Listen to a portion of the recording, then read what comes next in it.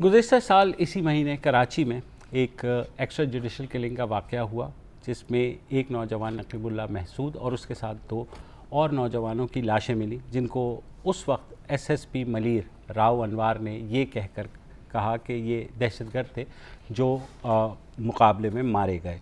बात यहाँ तक ख़त्म नहीं हुई, क्योंकि उसके बाद जो पुलिस ने इन्वेस्टिगेशन शुरू की, शोर मच गया और कहा यह गया कि ये नौजवान जो है बेकसूर थे। फिर पुलिस ने अपनी इनिशियल इन्वेस्टिगेशन की, जिसमें आईओ जो है पुलिस का, उसने पहले फाइंडिंग दी, जिसमें उसने ये कहा कि नकीबुल्लाह महसूद को पैसों के लिए उठाया गया और पुलिस ने उससे 1 मिलियन रुपए मांगे, यानी 10 लाख रुपए मांगे, मगर उसके पास देने के लिए शायद 50,000 रुपये भी नहीं थे, जिसके बाद उसको दहशतगर्द करार देकर उसको मार दिया गया। उसके बाद जाहिर है शोर मचा मज़ीद, लेकिन जब ये आईओ की रिपोर्ट आई तो नकीबुल्लाह महसूद के वालिद मोहम्मद ख़ान, जो आज हमारे साथ मौजूद भी हैं, उन्होंने केस फाइल कर दिया और कहा कि उनके बेटे को बेगुनाह शहीद किया गया है, और उन्होंने ये कहा कि राव अनवार के ख़िलाफ़ कार्रवाई होनी चाहिए। ख़ासा उस पर बात हुई, एक JIT बन गई। JIT बनी, JIT ने भी ये फाइंडिंग दी कि जनाब ऐसा ही हुआ है और इनको बेकसूर ही मारा गया है। इसी असना में सुप्रीम कोर्ट ने जो चीफ़ जस्टिस साकिब निसार हैं, उन्होंने भी नोटिस लिया इस सारे मामले का और उन्होंने भी केस अपने हाथ में लिया। फिर हमने देखा कि सुप्रीम कोर्ट ने बुलाया राव अनवार को कि आप आए, राव अनवार नहीं आए। 1-1.5 महीने तक वो रोपोश रहे। उसके बाद बहरहाल वो एक बड़े ड्रामाई तरीके से सुप्रीम कोर्ट में दाखिल हुए और उसके बाद उन्होंने अपने आप को अदालत के सुपुर्द किया। फिर उनका ट्रायल इसी असना में कराची में शुरू होता है। उनको जेल नहीं भेजा जाता, बल्कि मलीर कैंट में जो उनकी रिहाइशगाह है उसको सब जेल करार दिया जाता है, और केस आहिस्ता आहिस्ता चलते चलते जुलाई में उनकी ज़मानत हो जाती है, जिसके पहले उनकी ज़मानत जो है वो नाजायज़ असलाहा रखने और बाद में इसी टारगेट किलिंग के, और वो एंटी टेररिज्म कोर्ट ने, जो कि अमूमन इस तरह के केसेस में ज़मानत नहीं देता। आज इस वाक़े को साल गुज़र चुका है। राव अनवार जो हैं वो ज़मानत पर बाहर हैं। उन्होंने एक अपील ये भी की कि उनका नाम जो है वो ECL से निकाला जाए, ताकि वो अपनी फैमिली के पास दुबई चले जाए। वो भला हो चीफ़ जस्टिस साकिब निसार का कि जिन्होंने इस बात को रद्द किया और कहा कि नहीं, ये केस चलेगा। ये केस साल भर क्या चला, क्या इसमें हुआ, उसी पर बात करने के लिए आज हमारे साथ मौजूद हैं नकीबुल्लाह महसूद के वालिद साहब मोहम्मद ख़ान। नकीबुल्लाह महसूद की 2 बेटियां नाइला और अलीना, जिनकी उम्र 5 और 7 साल है। उसके अलावा जिब्रान नासिर समाजी कारकुन हैं और नकीबुल्लाह की फ़ैमिली को उन्होंने भरपूर कानूनी मावनत भी फराहम की। उसके अलावा उन्होंने हर तरह से इस केस को परसू भी किया। तो इनसे हम बात करेंगे। सबसे पहले ख़ान साहब, 1 साल हो गया, इंसाफ के लिए वक्त लगता है, आप अभी भी पुरुमीद हैं कि हाँ राव अनवार को सज़ा होगी? देखो, नकीबुल्लाह महसूद जो उसने मारा है वो दहशतगर्द नहीं, वो बहुत होशियार आदमी है, बहुत अमानतदार पसंद आदमी है। वो सिर्फ मॉडल है।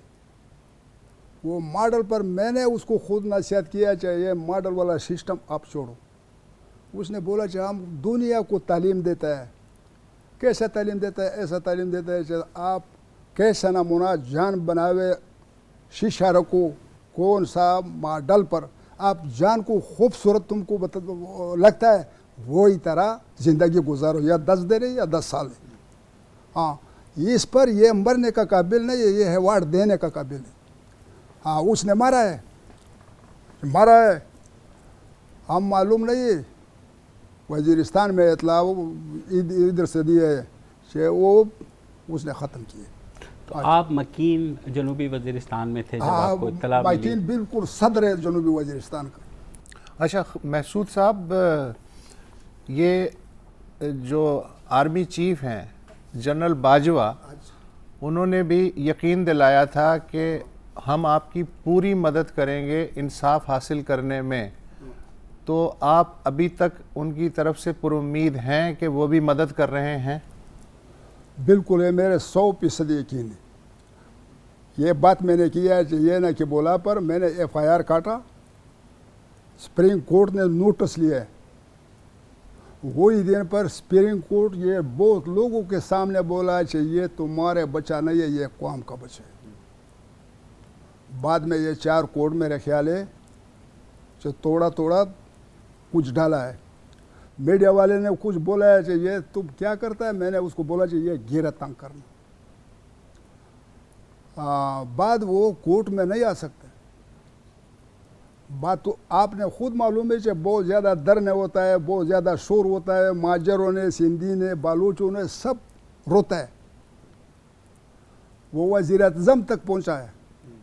वज़ीर आज़म ने यह वादा किया कि ये कौम का बच्चा है, बिल्कुल उसका ये इंसाफ तुमको दे सकता। चीफ जस्टिस ने बोला कि ये कौम का बच्चा है, इंसाफ तुमको मिल सकता है। वज़ीर आज़म चीफ आर्मी स्टाफ आया है, मैंने नहीं बुलाया, हम इतना बड़ा आदमी नहीं है। वो खुद आया है मेरे घर में। उसने बोला कि आप कितना परेशान है ना कि बोला के साथ, याद दो, ये कहा तो उसका, एक मैंने उसको बोला कि हम परेशान नहीं। बोलता कि क्यों परेशान नहीं है? उसको मैंने बोला कि 22 करोड़ आवाम इस पर रोता है, ये 22 करोड़ मर्द औरत ऐसा बोलता है कि ये हमारा बच्चा है। कि जितना 22 करोड़ परेशान है इतना हमें, इसमें से ज़्यादा नहीं। फिर उसने बोला कि याद रखो अकेला हम इंसाफ देगा। उसको मैंने बोला तुम ये वादा है? बोलता कि हाँ मैंने ये याद रखा है। चाहे वो दूसरा रखा है, मैंने उसको बोला है चाहे पक्का मैंने ये रखा है। इस पर हमने दुआ किया। बाद वो गया है मसूद ख्वाम जरगा, बहुत ज़्यादा जरगा बाहर तो बैठ सकते हैं, वो जरगे को वो ये बात उसने की है। मेरी ये बात, ये वादे, ये मेरे साथ नहीं है, ये 22 करोड़ आवाम के साथ है। इस पर हम मुतमईन है जब 22 करोड़ आवाम के साथ उसने वादा किया, ये ऐसा छुपा के पाँव पर नीचे दबाएगा नहीं। ये सामने भी 22 करोड़ को बताता है कि ये इंसाफ का रास्ता है, ये हमारे इंसाफ है, ये बढ़ेगा। चीफ जस्टिस से ऊपर बड़े आदमी 2 और है, चीफ आर्मी स्टाफ से बड़ा आदमी और है, वज़ीर आज़म से बड़ा आदमी और है। ये तीनों बड़े आदमी ने वादा किया कि इंसाफ हम देगा। बिल्कुल हमारे 100% यकीन है। अब भी तो इमरान खान ने तकरीर किया, इमरान खान अभी नाम ये पार्टी का इंसाफ है, बिल्कुल हमको ज़रूर मिलेगा। सही। अच्छा ये बताइए कि वो तो हो गया, फिर केस भी चलना शुरू हुआ। आप जनूबी वज़ीरिस्तान से इस केस के लिए आते हैं कराची, हाँ, तो कितना कि हर महीने आते हैं? कभी हमारा ज़रूरत है हम आया है, हर महीने में आया है, लेकिन जब कभी ज़रूर आता है तो इधर से वो मेरे को फ़ोन करता है कि या तुम्हारे पीछे है या उसका पीछे है, हम जान इधर ज़रूर पहुंचा सकते हैं। बहुत ज़्यादा खर्चा हमने किया, वो खर्चे पर हमारे तबीयत ख़राब नहीं, यानी केस कमाने पर हमारे तबीयत ख़राब होता है। 10 साल भी ये केस हम लड़ाते हैं। जिब्रान, आपसे मैं पूछना चाह रहा हूँ, केस की हम बात कर रहे हैं, अभी इस मौजूदा वक्त पर केस का क्या स्टेटस है एग्जैक्टली?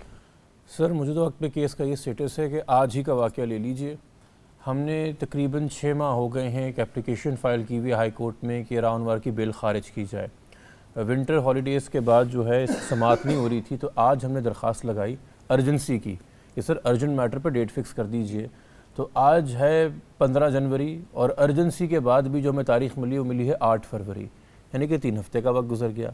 तो इसी तरह के जो मामला चला है कि पहले तो वाक़े के जनवरी में होने के 2 माह तक राउनवार गिरफ़्तार नहीं हुए। जब मार्च में वो गिरफ़्तार हुए उसके बाद ये केस आगे बढ़ा तो फ़ौरन उन्होंने समाअत एप्लीकेशन लगा दी। गिरफ्तार भी कहाँ हुए? पेश हुए, खुद ही पेश हुए जी। और फिर बेल एप्लीकेशंस लगी। जब बेल एप्लीकेशंस में उनको बहुत ज़्यादा सहूलत मिलने लग गई तो उस दौरान भी केस डिले हो रहा था कि आईओ नहीं आ रहा इंपॉर्टेंट हियरिंग्स के ऊपर, इन्वेस्टिगेशन ऑफिसर जो कि एसपी लेवल का है, और आईओ ने हर पेशी पे होना होता है, हर पेशी पे कोई ना कोई इसकी इंपॉर्टेंस होती है।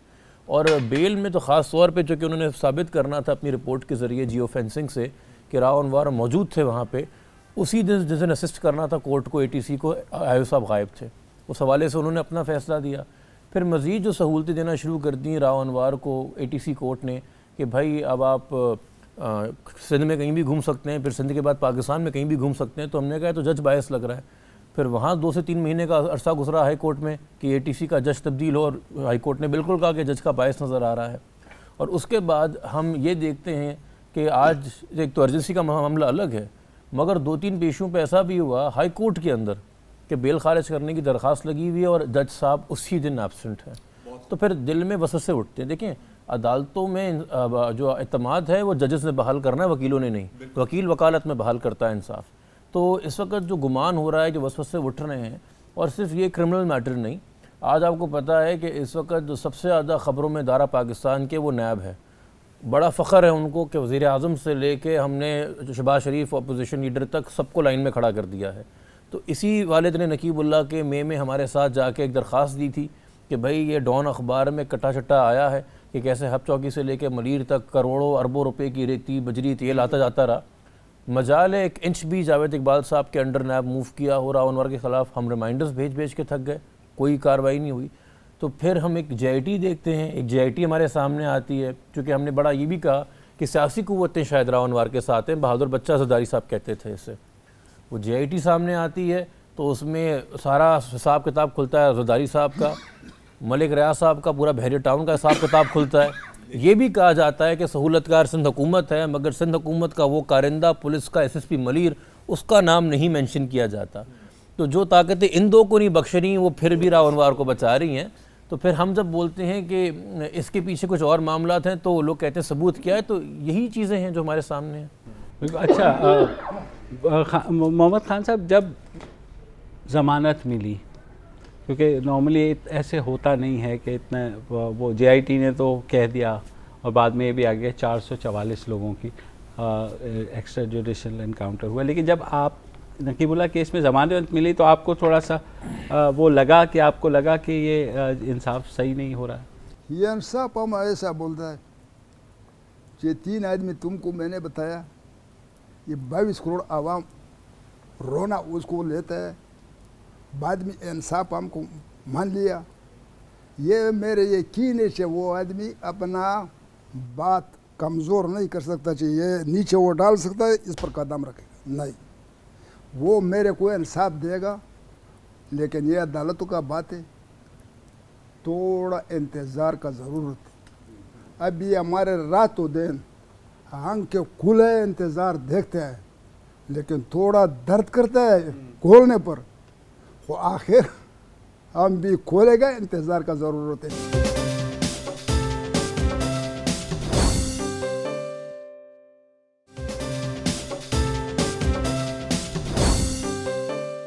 अच्छा जिब्रान, अभी ये बात आप कर रहे थे एंटी टेररिज्म कोर्ट की, और मैं बार बार कहूँगा एंटी टेररिज्म कोर्ट कोई नॉर्मल कोर्ट नहीं है, स्पेशल कोर्ट है। इसको बनाया ही इसलिए गया था कि वो जो 7 डे ट्रायल सर, 7 दिनों में ट्रायल मुकम्मल। 7 दिनों में ट्रायल मुकम्मल, ये तो एक ही शिक थी, मतलब, लेकिन कि जो तरीके इस्तेमाल किए जाते हैं सज़ा से भागने के, वो यहाँ पर आप ना इस्तेमाल कर सकें। ये कितनी गैर मामूली बात है कि एंटी टेररिज्म कोर्ट में इन्वेस्टिगेशन ऑफिसर मौजूद नहीं है, उसके खिलाफ कार्रवाई नहीं की जाए, जज एब्सेंट है क्रूशल हियरिंग्स पर, बेल मिल रही है इस तरह के कातिल को या एलिजिड कातिल को। ऐसा होता है एंटी टेररिज्म कोर्ट? सर देखिए, अदालतों में एज अ होल इस तरह की मैनेजमेंट और इस तरह की चीज़ें प्रेशर्स होते हैं। मैं एक और आपके सामने एग्जांपल लूँगा।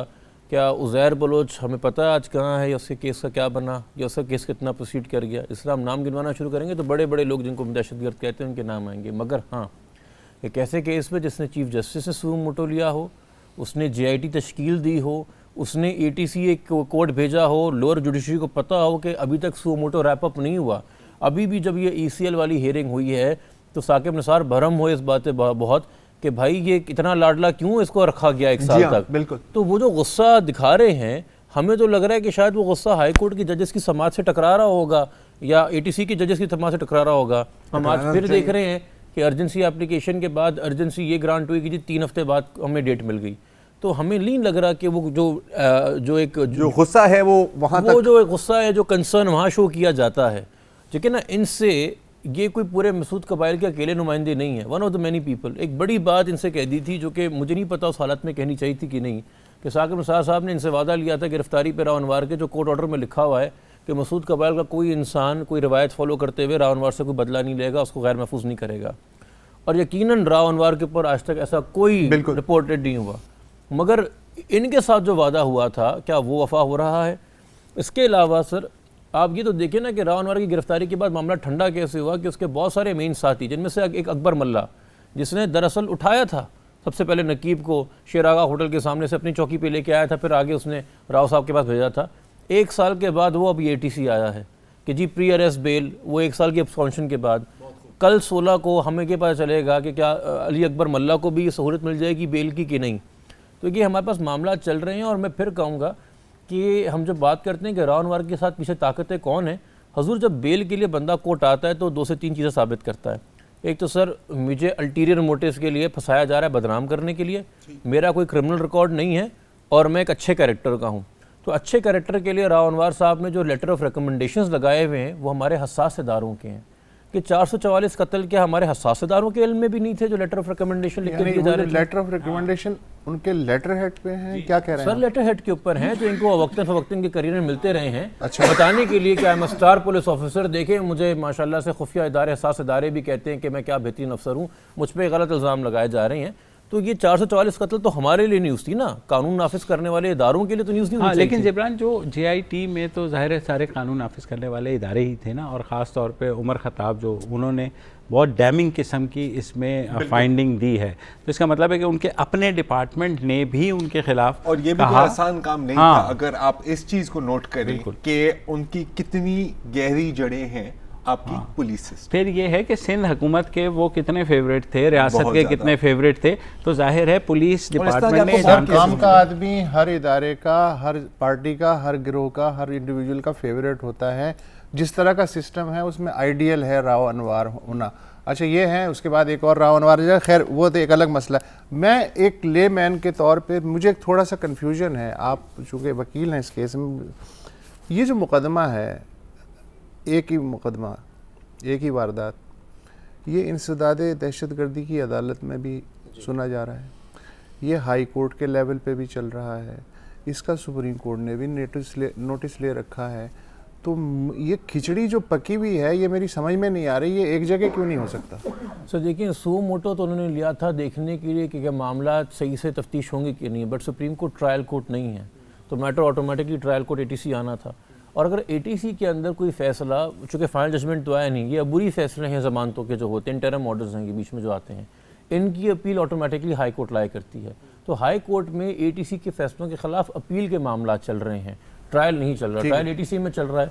और सुओ मोटो आप इस वक्त ये देख लीजिए कि एक सुपरविजन है कि कहीं अगर मामला स्लो हो जाते हैं या कोई सियासी मुदाखलत अंदर आ जाती है तो वो एक ऑप्शन है जो हम रुजू कर सकते हैं। अब ये सुओ मोटो आखिरी भी जो है इस मैटर की वो हुई थी मार्च के अंदर, कि हम 8 महीने बाद, वो भी जो कि ECL लगाई रावनवार साहब ने, और ECL की दरख्वास्त इसलिए वहाँ पे लगाई गई सुप्रीम कोर्ट में चूँकि साकिब निसार साहब के ऑर्डर थे कि रावनवार का नाम ECL में डाला जाए। अच्छा एक और बात यहाँ पे, रावनवार साहब ने एक टाइम पे बड़ा शोर मचाया था कि ये कैसी JIT, जो कि सारे के सारे अफसर तो पुलिस की हैं, JIT तो जॉइंट इन्वेस्टिगेशन मीन्स अलग अलग इदारे आए, बट वो जो रिव्यू फाइल की थी पिटिशन रावनवार साहब ने, उन्होंने विड्रॉ कर ली। तो उससे हम ये अखज़ करें कि अब वो JIT के ऊपर तो कोई उंगली नहीं उठा रहे, बिकॉज उन्होंने अपना रिव्यू खुद ही विड्रॉ कर लिया और वो ऑप्शन नहीं रहा है उनके पास वो फाइल करने का। बट इन चीज़ों को मद्देनज़र रखते हुए ये ट्रायल जिस तरह से ATC में चलना चाहिए था, सर इन्वेस्टिगेशन भी एक SP लेवल के आदमी की, वो भी इन्वेस्टिगेशन जो कि सीनियर अफसर्स ने की, उसके बाद इसमें इतना डिले आना। और सिर्फ ये नहीं, हम एक नकीब पर, इस वाले पर फोकस किए हुए हैं इस वक्त। सर ज़्यादा जान उस बंदे की निकल रही है जिसकी औलाद ज़िंदा है। 2 चश्मदीद गवाह इस केस के, अली और कासिम। अभी बरसी के ऊपर मेरी अली के वालिद से मुलाकात हुई, वो कहता है यार मुझे बताओ हमारा क्या कसूर है, 1 साल से हमारा बच्चा घर में बंद है, ना नौकरी कर सकता है, ना बाहर जा सकता है, ना दोस्तों से मिल सकता है, ना कोई इसकी अज़वाजी ज़िंदगी, ना कोई कुछ। इस इंतज़ार में कब ट्रायल शुरू होगा, कब उसको गवाही वो देगा और कब उसकी जान छूटेगी। इसी तरह के 100 गवाहान हैं। ये जो पूरा टाइम गुजरेगा, ये टाइम, इनका सब्र ना टूटे, ये अंधेर में ना जाएं, वो तो जा सकते हैं ना। वो तो कल कह सकते हैं यार हमें माफ़ करो, हमें नॉर्मल ज़िंदगी गुजारनी है। तो जो स्टेटस को है ये इसी चीज़ में महारत रखता है कि आपको थका दे, आपके सब्र का इम्तिहान लेके थका दे। यानी विटनेस प्रोटेक्शन का कोई सिस्टम अच्छा, इसके साथ सॉरी एक और सवाल मिली विटनेस प्रोटेक्शन, मैं ये भी पूछना चाह रहा हूँ जिब्रान, सॉरी अभी बात काट रहा हूँ, क्या उनके वालिदैन का कहना है कि उनको कोई जान का खतरा है? सर जान का खतरा डेफिनेटली है, बिकॉज वो की विटनेसेस है जिनके सामने उठाया गया यही तरीका होता है। और हमने उनके लिए प्रोटेक्शन भी लिया, सुप्रीम कोर्ट ने उनके लिए प्रोटेक्शन भी ऑर्डर की थी। बट बात इतनी सी है कि एक नौजवान 25-26 साल का, वो कितनी देर तक डर में इस घर में रहे और तब तक घर से बाहर ना निकले जब तक साथ में से कोई पुलिस स्क्वाड ना हो, और वो नॉर्मल ज़िंदगी तो अपनी अपनी गुजार रहा है, एक ट्रॉमा में दिन रात गुजार रहा है। उसी के अलावा हमारे एक और साथी हैं जो कराची ग्रैंड जरगा से हैं, सैफुर रहमान मसूद साहब, जो कि MNA भी वहाँ से बने बाद में सराब बोर्ड से, उनको भी बीच में थ्रेट आई, उन्होंने भी FIR की, FIR कटाई, मगर उनको भी सवाल से कोई सिक्योरिटी नहीं मिली। तो ये तमाम लोग जो निशाने पे हैं, अब ऑफ कोर्स ये शो रावण वार उसके हामी उसके सपोर्टर्स भी देख रहे हैं, खासतौर पे वो देख रहे हैं जो चाहते हैं कि राव को कुछ ना हो, क्योंकि अगर राव सूली पे टंग गया तो फिर हम किसी और को कैसे एश्योरिटी देंगे, क्योंकि हम जिसको भी भेजते हैं अपना गंदा काम करने के लिए, उसको कहते हैं कि तुम लोग आप फिक्र ना करो, हम हैं ना। और राव साहब सूली पे टंगने से पहले पता नहीं क्या तकरीर फरमाएंगे। हाँ, ये एक और सबसे एक जेन्युइन वो है। ये जो आपने बीच में एक बात की थी नैब के हवाले से कि नैब बड़ी चुस्त है, इधर भी देख रही है, वो मुकदमा भी ले रही है, सब है, और राव अनवार की तरफ नहीं है। मैं आपको याद दिलाता हूँ, पिछले 2017 अप्रैल में SSP हैं साबिक नियाज खोसा जी, उन्होंने एक दरख्वास्त दायर की थी हाई कोर्ट के अंदर, जिसमें मुबैना तौर पे 85 अरब रुपए, जो कि एक बहुत बड़ी रकम होती है, दुबई और UK में प्लॉट्स और इस्लामाबाद के F10 में बकौल उनकी दरख्वास्त के 65 करोड़ का बंगला, और उसके अलावा बहुत सारी चीज़ें। उस दरख्वास्त का क्या हुआ? सर उस दरख्वास्त का मेरे पास एग्जैक्ट अपडेट नहीं है, बट अगर मैं गलत नहीं हूँ तो ये शायद वही नियाज खोसा साहब हैं जिन्होंने उससे पहले हाई कोर्ट में FIR की भी दरख्वास्त दायर की हुई थी कि राव अनवार ने मेरे बेटे को अगवा किया हुआ है, कोई FIR नहीं, उसी तनाजुर में ये दरख्वास्त भी जी नहीं की थी, मगर उनसे हमारा इस हवाले से राब्ता नहीं हो सका। और उस केस का से भी उन्होंने दरख्वास्त की थी कि मेरे इल्जामात की छानबीन कर लो। तो जिस तरह से आपके सामने है कि इन्वेस्टिगेशन स्टेज पे बगैर रेफरेंस फाइल किए हुए हम बड़े बड़े लीडरान को उठा रहे हैं और गिरफ्तार कर रहे हैं, नाम उनकी सील पे डाल रहे हैं, तो यहाँ पे जो एसेट्स बियॉन्ड मीन्स हैं, आप 75-76 रिटर्न टिकट्स ही देख लें जी हाँ, इतने कम अरसे के अंदर एक ऐसे SP लेवल इंसान की जिसकी तनख्वाह हुकूमत से है 1,13,000 सारे पर्क्स मिला के, तो 1,13,000 की तनख्वाह रखने वाला इसमें तो मनी की टिकट भी मुश्किल 2 से 3 साल के अरसे में 76 रिटर्न टिकट्स दुबई की कर लेता है, तो फिर हम और क्या कहते हैं लिविंग बियॉन्ड मीन्स।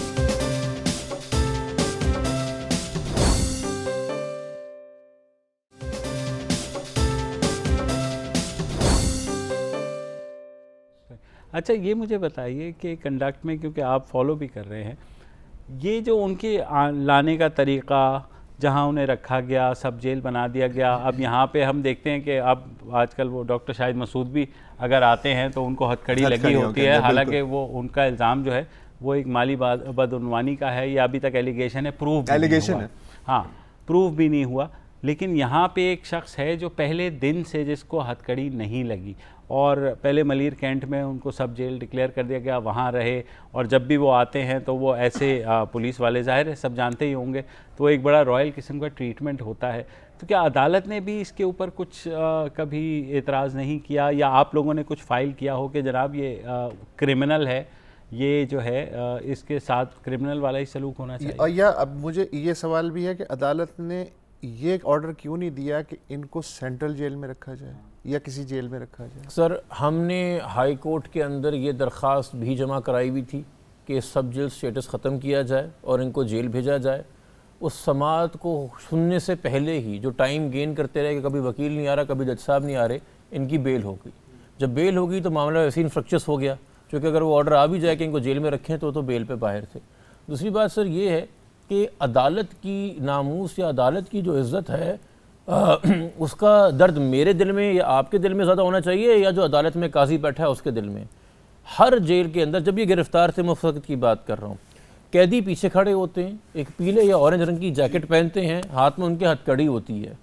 ये तकद्दुस जज बरकरार रखता है, और अगर तोड़ा जाए तो वो रीडर को फ़ौरन इशारा करता है। यहाँ पे वकील को बाकायदा अपने क्लाइंट से जो कैद में उससे डायरेक्ट बात करने की इजाज़त नहीं होती जब तक वो जज से इजाज़त ना ले। उसी काजी के सामने ETC के अंदर 60 बाट से राव अनवार साहब आते, पहली सफ़ जो वकीलों के लिए होती है उसमें आके बैठते हैं, टांग पे टांग रखते हैं। जो अफसर किसी और केस के अंदर भी IO आया हुआ है, वो देखता है राव साहब बैठे हैं, सर यहाँ तक हुआ कि हम इस केस में वकील हैं, मैं बैठने लगा पहली सफ में, मुझे 2 वकीलों ने रोका, मैंने कहा क्यों? कहते हैं राव साहब के लिए जगह रिजर्व है। ये हुआ मेरे साथ, मैं घड़ा वाकई नहीं बता रहा, मेरे साथ एक हेयरिंग पे ये मेरे साथ हुआ। और जब आप कोर्ट प्रेमिसेस में किसी कैदी को लेके आते हैं तो जिसकी हिरासत के अंदर आप हैं वो पुलिस ऑफिसर ये डिसाइड करते हैं कि पहले यहाँ बिठाना है या वहाँ लेके जाना है। यहाँ राव साहब लीड करते थे कि आते आते कोर्ट रूम में 1 सेकंड रुको, वहाँ बराबर वाले ऑफिस में आके बैठ गए, चाय मंगा रहे हैं, चाय पी जा रही है हर कोई। ये क्या बताया जा रहा था, ये मीडिया को और हमें क्या बताया जा रहा था?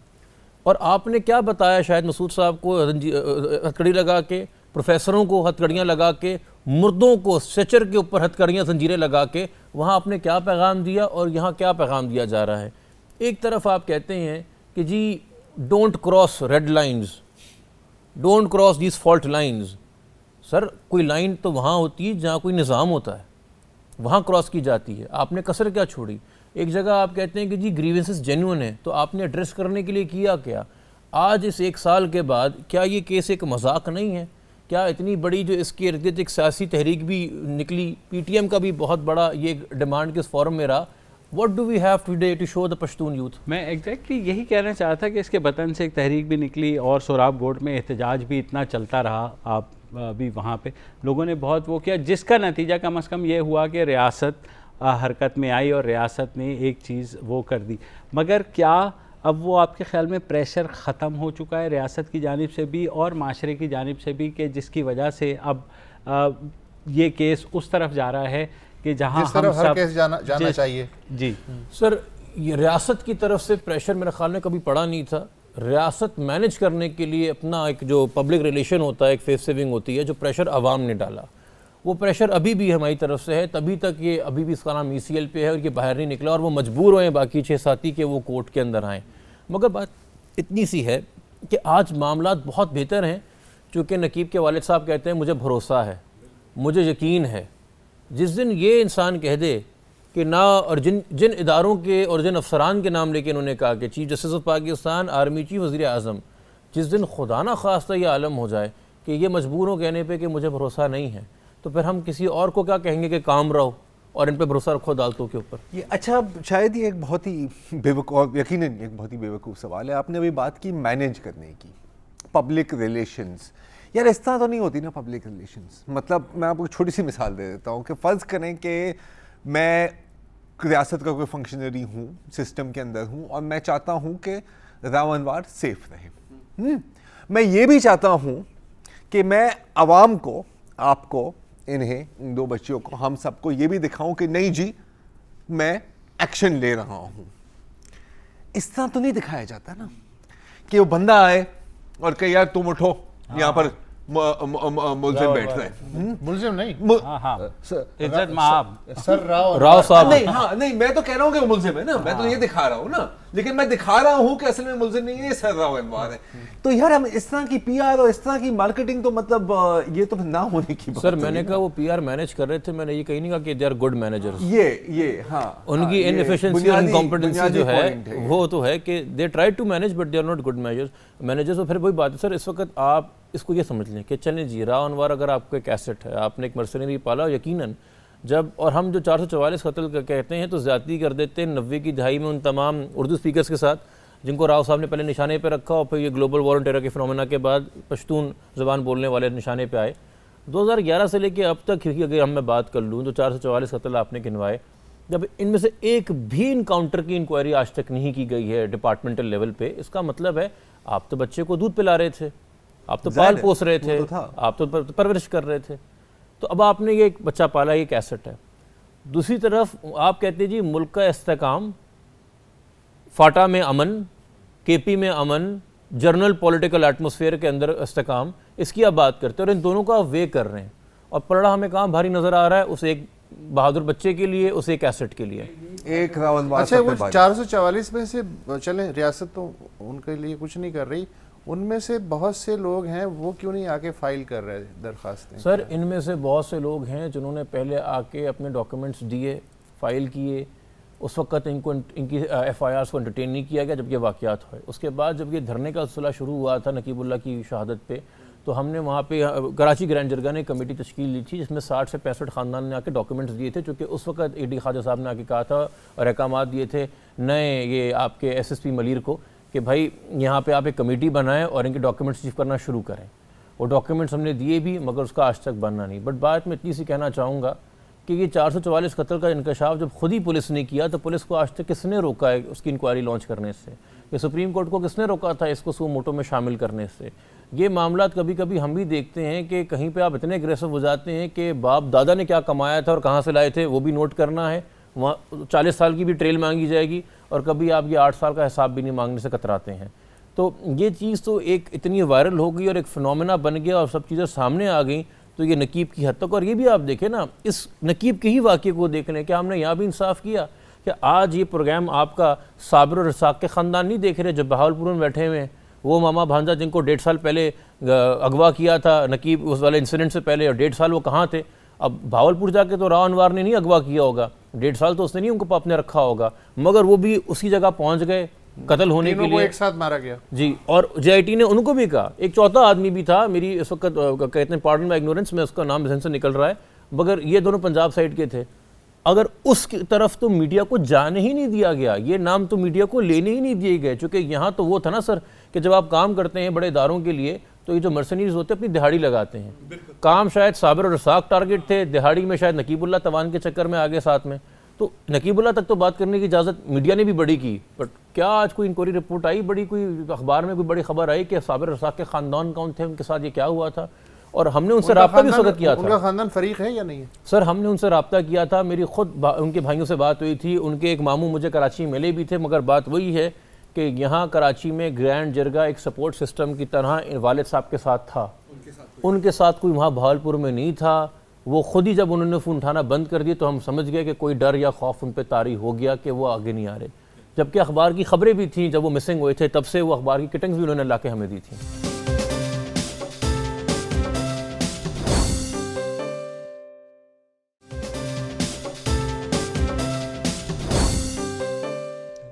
एक सवाल मैं मोहम्मद खान साहब से भी और आपसे भी करूंगा, जब ज़ाहिर है हुकूमत ने आपको ताउन का यकीन दिलाया और कहा कि हम सब करेंगे और उसको, तो क्या आपको कानूनी मदद या कोई ऐसी मदद फराहम की, कोई अमली तौर पर भी कहीं मदद हुई? क्योंकि स्टेट ने अगर एक डिसीजन लिया है और मतलब हुकूमत ने आपको कोई वकील हाँ, दिया?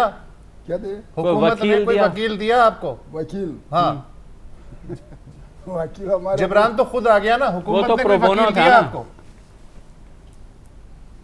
हुकूमत तो वकील नहीं दिया, हमने खुद वकील रखा है। हाँ। नहीं दिया। तो हुकूमत ने देखो, कहा आपसे कि हम आपको कोई वकील देते हैं? देखो मैंने ऐसा बार बार हम बोलते हैं कि ये ना कि बोला मारा है किसी ने सोच पर, इस सोच पर मैंने FIR काटा, इसमें से बाद मेरे साथ वादे किया है जज ने, चीफ आर्मी ने। अच्छा मैंने ये बोला कि ये हम सोच का मुकाबला सोच पर करेगा, कोर्ट का वो मुकाबला हम वकील पर करेंगे, न कि बोला मामला जिंदा रखने का प्रेस कॉन्फ्रेंस पर करेगा। अच्छा अमान ने कोशिश किया, मेरे वकील है बहुत दिलेर वकील है, वो भी कोशिश मेरे से ज़्यादा करता है, ना कि बोला मेरे बेटा नहीं है उसका है, या तो जज का है या आर्मी स्टाफ का है या वज़ीर आज़म का है। हम ये बोलता है कि ये केस हम पूरा लड़ाएंगे। ये केस मेरे ख्याल है कि कितना साल चलता है, कितना साल से बाद ये रव अनवर अब्राहा इतना जुल्म नहीं किया, फिरौन इतना जुल्म नहीं किया, याजीद इमाम हुसैन के साथ लश्करों के साथ इतना जुल्म नहीं किया था, उसने कराची अवाम पर से किए। ये भी रियासत से ये सब छुपा नहीं है, देखा है। इसके बावजूद वो बोलता है चलो अनवर मैंने जीत किया, ना कि बोला मैंने हार किया, हम जोड़ा हाथ पर सलाम करते हैं। क्यों? इसमें से बड़ा कोर्ट तो और नहीं क्या हम जाएगा, ये कोर्ट हमारे बाकी होता है, वो देने क्या मत, जो वो रब्बिल आलमीन, उसका जज रब्बिल आलमीन है, कि कभी वो बैठेगा। ना कि बोला फिर भी जीते, फिर भी जीते। उसने खुद बोला है फ़मय्यु अमल मिस्काल ज़र्रतिन शर्र यरा मय्यु अमल मिस्काल ज़र्रतिन खैर यरा। यानी ज़रा उसको चीज़ बताता है कि यह खिड़की पर धूप अंदर जाता है, इसमें लाल सबज शूल नज़र आता है कि आप उसको हाथ पर पकड़ सकता है, कुछ नहीं। यानी परमाही शोला आता है, वो अल्लाह पाक बोलता है ये ज़रा है, अल्लाह से ज़रा हम छुपा नहीं। उधर ना कि बोला फिर भी जीते। नीचे इतना जुल्म के बावजूद ये रियासत अनवर नहीं देखता है तो फिर क्या होता है? यानी 22 करोड़ को तो ब्याह फिर भी वो जवाब मांगता है कि इंसाफ है, इंसाफ माना है, वो ना कि बोला बेगुनाह है, हम इंतज़ार करता है 22 करोड़ ने, अभी क्या होता है जो उसको कौन जवाब देता है? तो अच्छा, ये जो आप इसमें रियासत ने वकील दिए, हाँ। ऐसा नहीं रियासत ने वकील नहीं दिए। देखिए, फौजदारी के मुकदमे में जो कंप्लेनेंट होता है वो दरअसल पार्टी नहीं होती। फौजदारी के मुकदमे में मुलजिम और रियासत पार्टी होती है। तो जो प्रोसिक्यूटर ऑफिस होता है टेक्निकली वही इनके जैसे वकील होता है। और उन्होंने क्या शानदार वकील एटीसी में दिए, जो हम उस वक्त प्रेस कॉन्फ्रेंस में हाईलाइट भी करते रहे कि हर पेशी में एक तो प्रोसिक्यूटर बदल जाता था और जो आता था उसने वो फाइल ही पढ़ी नहीं होती थी। तो हमें ये जानते हुए कि किस नौहियत की वो इस वक्त कॉम्पिटेंस दी जा रही है, किस किस्म के प्रोसिक्यूटर जनरल के ऑफिस से वकील भेज जा रहे हैं, तो इसलिए हमने तो पहले दिन हमें पता था दैट हमें अपनी एक लीगल टीम खुद बनानी पड़ेगी। और फैसल सिद्दीकी साहब, सलाउद्दीन पंवर साहब, जो इस केस के अंदर 2 सीनियर वकला हमारे साथ हैं जिसको लेके चल रहे हैं आगे। मगर जो रियासत की तरफ से वकील आते जो कि हम उस वक्त जब कितने वकील ले भी आए, अंडर द लॉ हमारा काम है प्रोसिक्यूशन को असिस्ट करना, रियासत को असिस्ट करना अपना केस मजबूत करने में। रियासत तो पहले दिन कहती है मैं देख के सर आप ही आ जाए, मैं तो फाइल ही पढ़ के नहीं आया, आप ही आर्ग्यू कर लें आप जो। और फिर हम जो बोलते हैं वो रियासत का वकील कहता है कि जी आई अडॉप्ट देयर आर्गुमेंट, जो इन्होंने बोला बस मैंने वही अडॉप्ट कर लिया। तो इस नौयत के इन्होंने वकील। अच्छा, तो क्योंकि अब ये जनूबी वज़ीरिस्तान से आते भी हैं, सारा को ज़ाहिर है उनकी आने का भी ख़र्चा को कुछ उस माली मावनत भी हुकूमत की तरफ से कुछ नहीं हो। सर, इसके अंदर जो आपके विटनेस प्रोग्राम के अंदर लोग होते हैं उनको तो डेफिनेटली हुकूमत ने ऑफ़र की थी, जो एक विटनेस प्रोटेक्शन प्रोग्राम के तहत एक माली मावनत की जाती है। वालिद साहब जो हैं इनके लिए एक जो अच्छी बात है, जो एक अच्छा क़याम कराची ग्रैंड जरगे का है कि इनके अपने मामला जो ट्रैवलिंग के हैं, आने जाने के क़याम वगैरह के हैं, वो कराची ग्रैंड जरगा मैनेज कर रहा है। हम जो वकीलों की टीम है हम अपना अलग से ट्रैवल मैनेज से वगैरह करते हैं, अगर इस्लामाबाद जाना हो या कोई भी चीज़ें वगैरह हों, तो इस तरह ही हमने कॉस्ट इसमें डिवाइड की हुई हैं। तो इसमें डेफिनेटली जो कराची की सतह पे ग्रैंड जरगा के मेम्बरान हैं उनका भी इसके अंदर हमें शुक्रिया अदा करने की ज़रूरत है, चूँकि वो भी एक सपोर्ट सिस्टम बन के खड़े हैं साथ और लोगों को जोड़ के साथ में खड़े हुए हैं और वो भी अपने मौक़िफ़ से पीछे नहीं हटे हैं। जबकि उनकी जो शायद सगीदारी रिश्तेदारी हो कि ना हो, वो कबायली नाते से या किसी और नाते से साथ हो, बट उन्होंने डेफिनेटली वालिद साहब के साथ वो खड़े हुए हैं इस चीज़ को सपोर्ट करने में आगे। वालिद साहब तो कह रहे हैं, और अच्छी बात भी है कि इन्होंने कहा है क्योंकि हमें रियासत ने यकीन दिलाया तो मैं इंसाफ के लिए आखिर वक्त तक इंतज़ार करूँगा। आप क्योंकि पहले भी और भी केसेस में इधर उधर होते रहे, आपको कहीं कोई ख़दशा लगता है कि ये केस जो है कहीं जो पुराने केस घूम जाए? सर, मैं आपको एक एग्जांपल दूंगा कि एक केस हुआ था आपका शाहरुख जतोई का, 2011 में मर्डर हुआ दिसंबर में, वो 2012 में जाके सुओ मोटो लिया गया, ट्रायल मुकम्मल हुआ, सज़ा हुई, हमें लगा मामला ख़त्म हो गया। लेकिन 4 साल बाद जाके हाई कोर्ट ने कहा कि जी टेररिज्म चार्जेस ड्रॉप, बेटा आप घर जाइए, वो तो ऐसे ही माफ़ कर चुके हैं, वो माफ़ीनामा लगा के हम आपको एडमिट करते हैं। हम दोबारा सुप्रीम कोर्ट गए, हमारी पिटीशन को सेकंड सुओ मोटो में कन्वर्ट किया गया, फिर सज़ा सुनाई गई। उसके बाद भी 6 महीने बाद जाके साकिब निसार को देखना पड़ा कि ये डेथ सेल में है, ये बैठ के ठंडा फ्रिज पानी से निकाल के पी रहा है पानी और टीवी देख रहा है, खुद जाना पड़ा। और उसमें भी जब वो एंटर हुए तो पहली बात उस मुलजिम ने की कि who give you the right, आपको हक कैसे दिया यहाँ पे आने का। तो ये इतना corrupt to the core system है कि आप कहाँ किस लेवल पर करेंगे। बट एटलीस्ट सर, साल बाद हम कम से कम आज तक आधा ट्रायल तो कर चुके होते हैं, 100 गवाहान हैं, अभी चार्जेस में फ्रेम होना है, अभी विटनेसेस ने आना शुरू करना है, फिर ये जाके फाइनल आर्गूमेंट्स पे आएगा, फिर उसके अंदर भी बीच में 36 एप्लीकेशन है, जो कि माशाल्लाह राउंडवार की वकला टीम कोई कम नहीं है।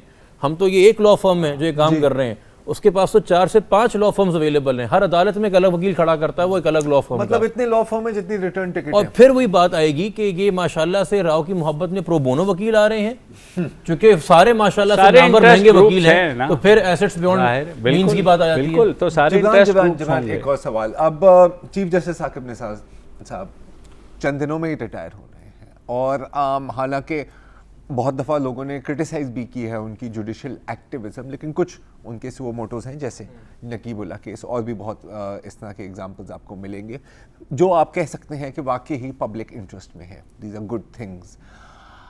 आपको लगता है कि उनके जाने के बाद इस पर कोई मोमेंटम का फ़र्क पड़ेगा, अगर इसको हम मोमेंटम कह सकते हैं? सर मेरे ख्याल में सुप्रीम कोर्ट का कोई भी सो मोटो होता है उसको एज अ इंस्टीट्यूशन रिस्पॉन्सिबिलिटी ली जाती है। मुझे पूरा यकीन है आसिफ खोसा साहब ख़ास तौर पर, चूँकि उनका एक बहुत स्ट्रॉन्ग बैकग्राउंड है क्रिमिनल लिटिगेशन का और मामलात का, और वो तो फर मैटर निपटाते हैं। बट मैं यहाँ पे थोड़ा सा कन्फ्यूज़ हूँ। अभी नवाज शरीफ साहब के मामलात में आपको पता है कि टाइमलाइंस दी गई थी नैब की अदालत को जी बिल्कुल, कि इतने टाइम के अंदर मैटर कंक्लूड कीजिए, इस तारीख तक फैसला चाहिए मुझे। ये एटीसी में भी की जा सकती थी, ये 6 महीने 7 महीने 8 महीने एटीसी को दी जा सकते थे, डेडलाइन देते जैसे हर केस में दी। वो आप कर लीजिए और इस तक हमें फैसला दे दीजिए, तो ये मामला आज एक डिफरेंट पेस पे चल रहा होता, मामला डिफरेंट होते। तो मैं एक ये भी कहूँगा कि ठीक है, जो एहसासात का या जज्बात का या कंसर्न का इजहार होता रहा है बेंच से, हमारे लिए काबिल एहतराम है। बट हम जज्बात के लिए या एहसासात के लिए अदालत नहीं जाते, हम इंसाफ के लिए अदालत जाते हैं। तो वो एक इफ़ेक्टिव चीज़ होनी चाहिए।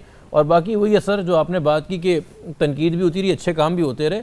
एक अंदाज़ था शायद अफरीदी की बैटिंग का, कभी वो बहुत फ़ायदा पहुंचाता था और कभी वही डुबा देता था। वाह क्या बात। अच्छा, ये अलीना और जो नाइला हैं, ये तो बेचारी सो रही हैं, एक तो वो बिल्कुल उबासियाँ वगैरह ले रही है, ये बोर कर दिया हाँ, हमने सारे। ये पढ़ रही हैं। नहीं ये छोटा है, वो अभी वो स्कूल जाता है, स्कूल जाता है। ये वो कच्चे में वो इतना ज़्यादा अच्छा, पढ़ेगा नहीं। नकीबुल्ला के यही 2 बच्चियां हैं या और भी बच्चे? एक बच्चा है, अच्छा, वो कितना बड़ा है? वो 2.5 साल का, 3 साल है, 3 साल का वो, ये 5 साल का, ये 7 साल का, ये हाँ 5 साल का। चलिए, बहुत शुक्रिया मोहम्मद खान साहब और जिब्रान नासिर। हम भी इसीलिए बैठे हैं कि इस केस को हम आपके साथ परसू करते रहें, और अल्लाह करे जैसे आपकी उम्मीद देख के शायद हमें भी उम्मीद मिली है कि हाँ इसी इस से ही केस में मिली जो है। हाँ हमें भी इसी से मिल रहा है। हम जो वकीलों की टीम में जो पेशों पे भुगत रहे हैं, इन्हीं की वजह से बिल्कुल। सबसे बाहर आगे पहले यही मोटिवेट करते हैं। बहुत आपको सबसे बड़ा सलाम, क्योंकि आप जिस उम्मीद के सहारे और जिस तरह आप बार बार जनूबी वज़ीरिस्तान से आते हैं, कराची की अदालत में पेश होते हैं, परसू करते हैं उस केस को, तो अल्लाह करेगा इंशाअल्लाह, हमारी दुआ है कि आपको इंसाफ मिलेगा। देखो, दिलेर का नाम, बहादुर का नाम दूसरे का है। अब इसमें से 10 गुना बहादुर है, 10 गुना दिलेर है। इधर नहीं, जो ये इंडिया में यह केस होता है उधर ही हम जा सकता है। ये ना कि बोला ना कि बोला है, ना कि बोला ये आदमी का बच्चा है, हाँ, वो छोड़ेगा नहीं, छोड़ने वाला नहीं है, बोलने वाला नहीं है, यानी ये बेचने वाला नहीं है। बिल्कुल। क्या चलिए, क्या बहुत उम्मीद है, क्या एतमाद है, क्या वाह, एतमाद। वाह, वाह, वाह। काश ये एतमाद ना टूटे। इंशाल्लाह। और इसके साथ ही आज के प्रोग्राम का वक्त ख़त्म होता है। कल फिर हाजिर होंगे, इजाज़त दीजिए, खुदा हाफ़िज़। अस्सलाम वालेकुम। अगर आपको हमारे शो पसंद आया है तो प्लीज़ हमारे YouTube चैनल को सब्सक्राइब करें, और अगर मुनासिब समझे तो इस वीडियो को लाइक भी कर लें, तो कोई हर्ज नहीं है। और शेयर भी कर लें और कमेंट भी कर दें, जी। वरना वो सब ऐसे ही लिखते रहेंगे। और ये जो दोनों कह रहे हैं ये कर लें। जी प्लीज़, नहीं तो हमें भी घर जाना है, मैं आपके कंप्यूटर में नहीं रहना 24 घंटे। सही बात है।